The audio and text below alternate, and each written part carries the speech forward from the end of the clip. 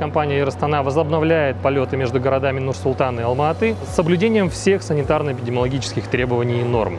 В первую очередь, конечно, это наличие отрицательного теста на COVID-19, который проверяется сотрудниками СС на входе в терминал. Далее всем пассажирам необходимо иметь средства индивидуальной защиты, такие как маски, также рекомендованы иметь перчатки и санитайзеры для обработки рук и поверхностей.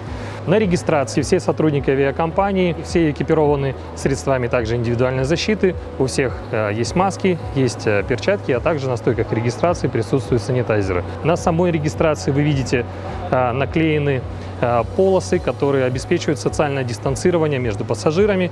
Точно такое же социальное дистанцирование присутствует при прохождении досмотра и при прохождении посадки на борт воздушного судна.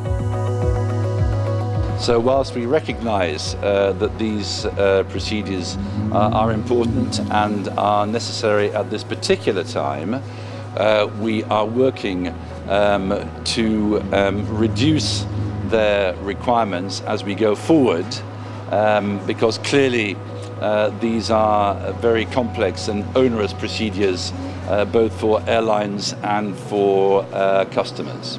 We hope to expand the domestic network after the conclusion of the emergency period, which will conclude at midnight on the 10th of May. So we hope to have an expanded network of domestic flights both for Astana and for Fly Astana starting on the 11th of May.